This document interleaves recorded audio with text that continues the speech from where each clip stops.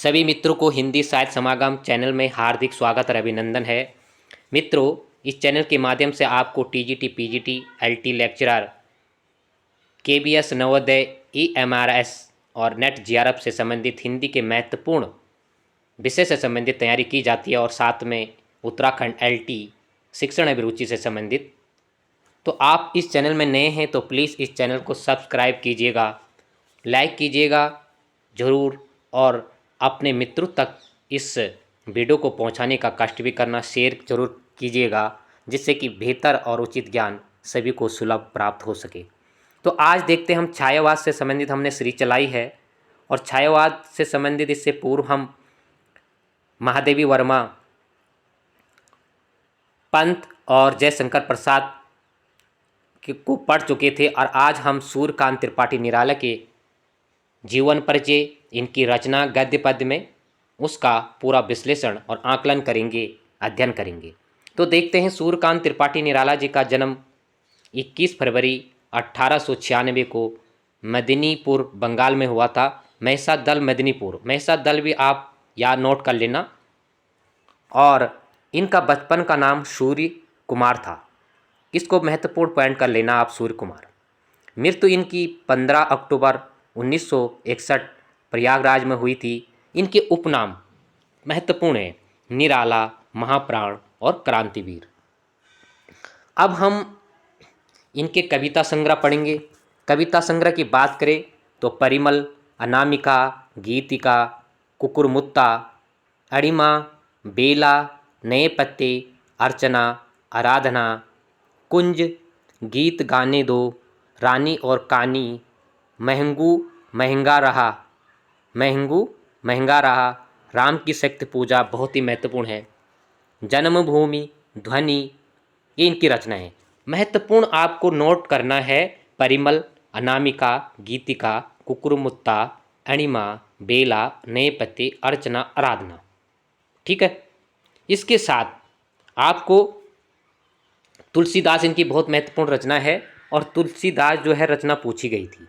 ठीक है, तुलसीदास रचना पूछी गई थी, एलटी में पूछी गई थी ये रचना, ये 2021 में पूछी गई थी एलटी में यह रचना। ठीक है, सबसे बड़ी कविता है ये, लंबी कविता है। सरोज स्मृति 1935, इसको भी नोट कर लेना। और बादल राग एनसीईआरटी 12वीं की क्लास में लगा हुआ है, आपके पाठ्यक्रम में भी लगा हुआ है, इस पॉइंट को भी आप नोट कर लेना।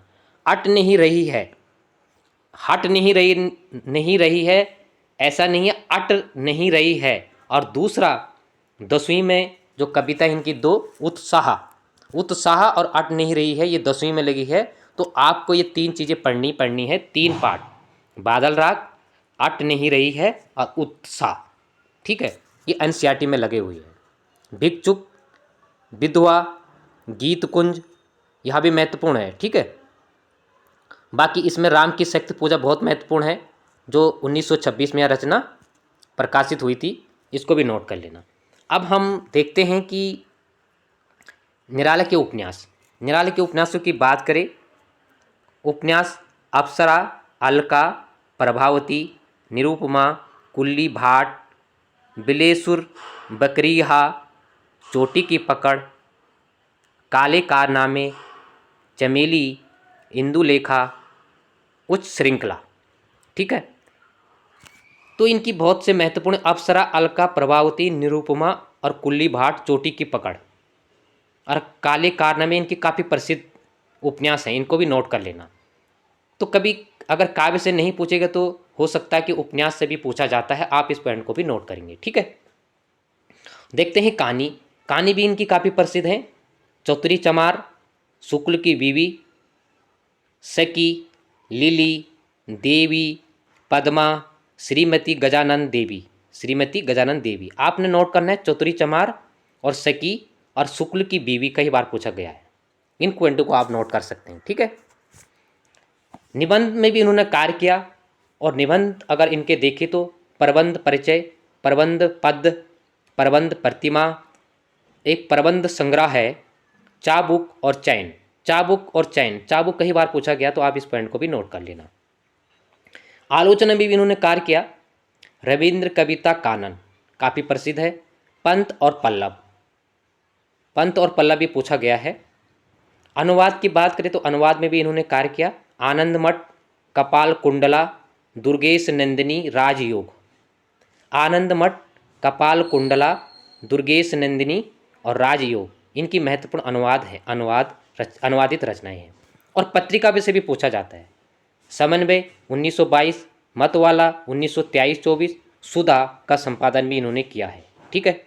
उत्साह इनके द्वारा लिखा गया गीत है और यह उत्साह और अट नहीं रही है 10वीं की में लगी है, 10वीं की क्लास में लगी हुई है, एनसीईआरटी में, ये आपके सिलेबस में भी लगी है, तो इसको आपको महत्वपूर्ण रूप से पढ़ना है।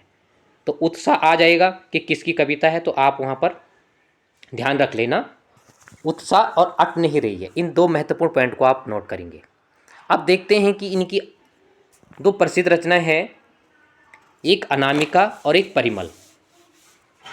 अब हम कुछ किताबों में देखते हैं कि जो बादल राग है वो परिमल भी लगी हुई है, लेकिन एनसीईआरटी में बादल राग जो जिसके 6 भाग हैं, यह क्वेश्चन पूछा गया था कि बादल राग में 2018 में पूछा गया था कि बादल राग में कितने खंड है एल्टी में, और 2021 में पूछा गया था कि तुलसीदास किसकी रचना है। ठीक है, आप इस पॉइंट को नोट कर लेना, यह महत्वपूर्ण क्वेश्चन पूछे गए थे। तो हम देखते हैं कि मैं कह रहा था कि परिमल, तो आप देखते हैं कुछ किताबों में परिमल जो बादल राग है परिमल में दिया गया है, परिमल जो कविता संग्रह है और कविता क्या है बादल राग। लेकिन एनसीईआरटी में दिया गया है जो बादल राग है वह किससे है, वह जो है अनामिका में संग्रहित है। अब नोट आपने करना है कि अनामिका द्वितीय, अनामिका प्रथम भाग जो है 23 में प्रकाशित हुआ था संग्रह, और द्वितीय भाग जो है 38 में हुआ था।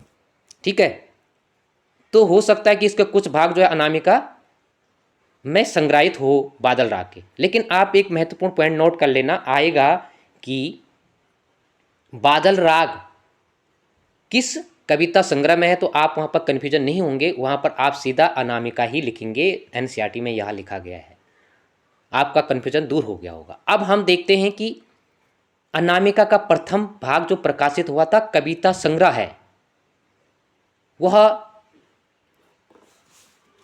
23 में हुआ था। ठीक है, जैसे कि आपने किताब में देखा होगा प्रथम, और इनकी प्रथम जो है प्रथम कविता संग्रह जो है अनामिका ही है।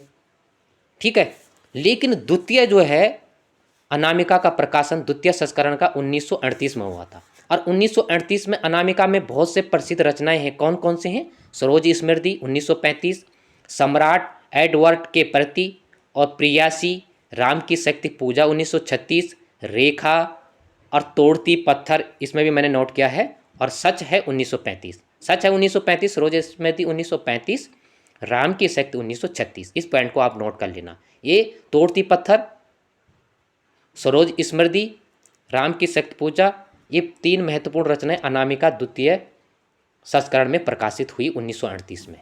अब देखते हैं परिमल। परिमल का प्रकाशन हुआ 1930 में। ठीक है, परिमल में कौन सी कविताएं हैं? अधिवास, जूही की कली, बादल राग, विदुहा, भिक्षुक, संध्या सुंदरी और पंचवटी प्रसंग। पंचवटी प्रसंग काफ़ी प्रसिद्ध है, जूही की कली काफ़ी प्रसिद्ध है। ठीक है, और बादल राग। तो बादल राग के 6 भाग हैं जैसे मैंने कहा था, लेकिन एनसीईआरटी में वहाँ पर जो है इसका हो सकता कुछ भाग पहले प्रकाशित होंगे, तो आप इस पॉइंट को नोट कर लेंगे। उसमें हमारे बादल राग में 6 भाग है, 6वां भाग जो है एनसीईआरटी में दिया गया, इस पॉइंट को आप नोट कर लेंगे, क्वेश्चन आ चुका है। अब हम देखते हैं कि महत्वपूर्ण तथ्यों पर हमारा फोकस रहेगा, क्योंकि एलटी के लेवल के हिसाब से हम इसको देखेंगे। ठीक है, अब कई बार पूछा जाता है क्वेश्चन सीधा कि इनकी प्रथम कविता कौन सी है और अंतिम कविता कौन सी है। तो प्रथम संग्रह इनका कौन सा है? कविता संग्रह अनामिका। और अंतिम कविता संग्रह कौन सा है? सांध्य काकली, सांध्य काकली। ठीक है, और एक संध्या गीत हमने पढ़ा था। ठीक है, संध्या गीत 1936 में किसका था? इससे पूर्व हमने अध्ययन किया था, कन्फ्यूजन नहीं होंगे। ठीक है, तो संध्या गीत किसका था? यह था महादेवी वर्मा का। ठीक है, और सांध्य गीत जो है महादेवी वर्मा का था, और सांध्य काकली जो है यह निराला का है। ठीक है। और निराला का एक दूसरी रचना भी है संध्या सुंदरी। ये संध्या सुंदरी है वो सांदी काकली है, नोट कर लेना। अब हम देखते हैं कि इनकी प्रथम कविता, तो निराले की प्रथम कविता जूही की कली 1916 में। अब हम देखते हैं कि नोट कर लेना जूही की कली 1916 में है, जबकि छायावाद की प्रथम रचना जयशंकर प्रसाद की किस रचना को माना जाता? झरना में। और झरना का प्रकाशन कब हुआ था? 18 में। तो इस पॉइंट को भी नोट कर लेना आप लोग। इनकी अंतिम कविता की बात करें तो पत्रों उत्कंठित जीवन का विष बुझा हुआ है, इनकी अंतिम कविता है ये। ठीक है, प्रथम कविता जूही की कली और अंतिम कविता कौन सी है? पत्रों उत्कंठित जीवन का विष बुझा हुआ है। इस पॉइंट को भी आप नोट कर लेना। मैंने यहाँ पर नोट किया है, परंतु शायद में यहाँ साफ नहीं दिखाई दे रहा होगा आपको। अब हम बात करें कि निराला को जो कहा जाता है, इनकी व्यक्तित्व को देखकर इन्हें ओज, औदात्य और विद्रोह का कवि कहा जाता है। इस पॉइंट को आप नोट कर लेना। ठीक है, इन्हें क्या कहा जाता है? आदोत, इनको कहा जाता है ओज, औदात्य और विद्रोह का कवि कहा जाता है।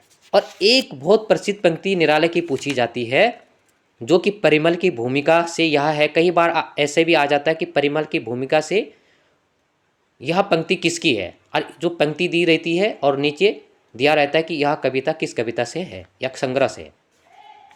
तो परिमल की भूमिका में इन्होंने लिखा है कि मनुष्य की मुक्ति की तरह कविता की मुक्ति भी होती है। इस पॉइंट को नोट कर लेना, मैंने यहाँ पर नोट किया है।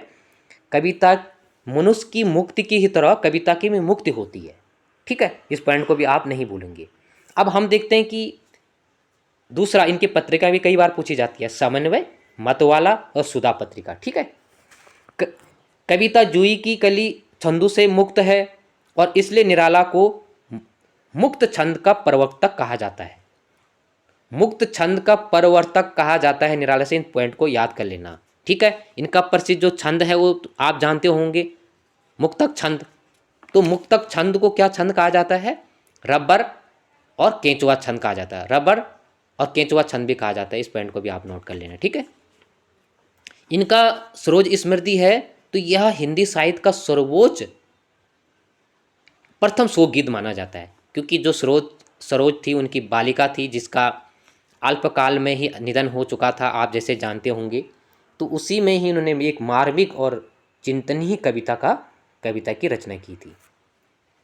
ठीक है, अब हम देखते हैं कि निराला ने विशेष रूप से कहानी में भी कार्य किया है और उपन्यास में भी इनके आते ही हैं। ये मैंने पूर्व में भी बता चुका हूँ। ठीक है, और भी इनके बारे में है। अब देखते हैं इनके कुछ महत्वपूर्ण पॉइंट हैं, जैसे कि जूही की कली 1916 में निराला की पहली कविता है। इस कविता में जूही नारी है और पवन पुरुष का प्रतीक है। जूही नारी है लेकिन पवन पुरुष का प्रतीक है। बहुत महत्वपूर्ण पॉइंट है। ठीक है, रामविलास शर्मा भारत माता की वंदना को निराला की पहली प्रकाशित रचना मानते हैं। ठीक है, अब पहली रचना यहाँ पर कौन सी है? जूही की कली है, लेकिन रामविलास शर्मा भारत माता की वंदना को निराला की पहली कविता प्रकाशित मानते हैं। ठीक है, निराला को छायावाद का शलाका पुरुष भी कहा जाता है। शलाका पुरुष, जैसे कि प्रयोगवाद में शलाका पुरुष किसको कहा जाता है? नागार्जुन को कहा जाता है। ठीक है, तो इस पॉइंट को भी आप नोट कर लेंगे।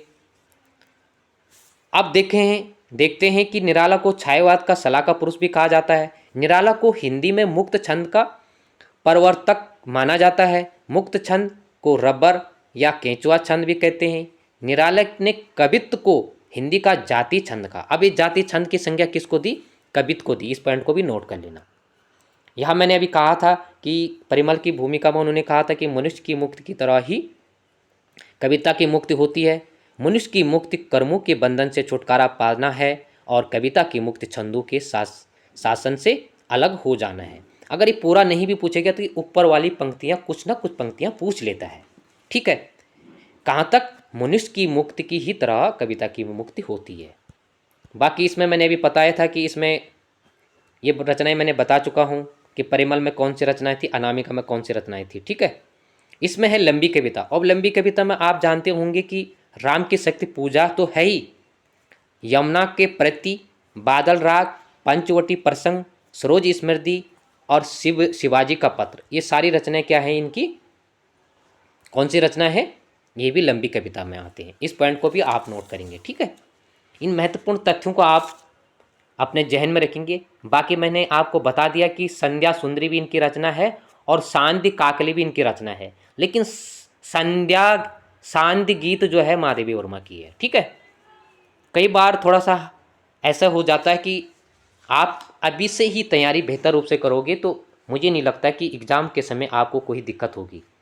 बहुत से परेशानी ऐसी हो जाती है कि हम परीक्षा के समय ही सब कुछ देखते हैं, जहाँ पर हमें सटीक और सही आकलन लगाना मुश्किल हो जाता है कि हम क्या पढ़ें, संस्कृत पढ़े, व्याकरण पढ़े, या साहित्य पढ़े, या शिक्षण अभिरुचि पढ़े, या एनसीईआरटी के बुकों को पढ़े। तो आप जब तक पेपर की डेट आती है तब तक आपको निश्चित तौर पर अपना प्रत्येक टॉपिक को अपना विस्तार से देखिएगा, एक टॉपिक को एक बार देखिएगा अच्छी तरह से, जिससे कि आने वाले समय में आपकी बेहतर तैयारी हो सकती है। हाँ, कुछ मित्रों का ये कहना है कि यहाँ पर देखो ये किताब नहीं है, कुछ नोट्स मेरे पास थे उसी में मैंने एक किया है और कुछ इसमें मैंने जोड़ा है, तो मैं स्पेशल नोट तो आपको उपलब्ध नहीं करा सकता हूँ। जो मेरे पास है मित्रों, जो है मेरे पास जो भी है वो कृत्रिम नहीं है, वो प्रत्यक्ष है, अप्रत्यक्ष नहीं है, बनावटी नहीं है, ठीक है ना। मेरे पास एडिटिंग है, एक छोटे से मोबाइल से मैं वीडियो बनाता हूँ क्योंकि मैं स्वयं एक तैयारी कर रहा हूँ।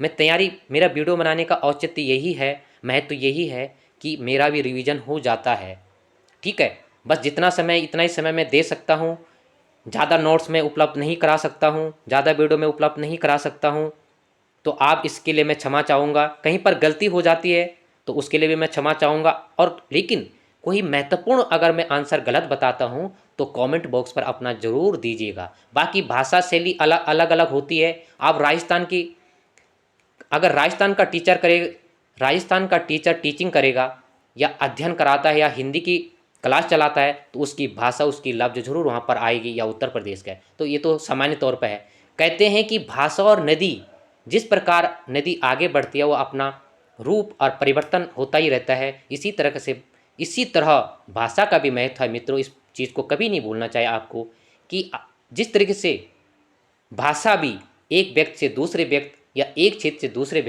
क्षेत्र में जैसे पहुंचती है तो उसमें थोड़ा सा अंतर जरूर हो जाता है, उसमें सुनने और बोलने में भी अंतर हो जाता है। तो आप अच्छी तरह से इस बात को जानते होंगे। इस महत्वपूर्ण तथ्यों पर हमने बात की। इसके बाद हम प्रेमचंद को देखेंगे, सूरदास को देखेंगे और कबीरदास, सूरदास, तुलसी, जायसी और प्रेमचंद, ठीक है। उन महत्वपूर्ण जो है कवियों को हम देखेंगे कि जिनका संबंध जो है एनसीईआरटी से भी है और परीक्षा के लिए बहुत महत्वपूर्ण भी होंगे। तो दोस्तों ये वीडियो अच्छा लगा होगा तो आप अपने मित्रों तक भी प्लीज़ इस वीडियो को शेयर कीजिएगा, जिससे कि उचित और बेहतर ज्ञान सभी को मिल सके। इसके बाद हम दूसरा वीडियो लाएंगे, कल प्रैक्टिस सेट लाने की कोशिश करूँगा। आज के लिए इतना ही। सभी मित्रों को पुनः बहुत बहुत धन्यवाद।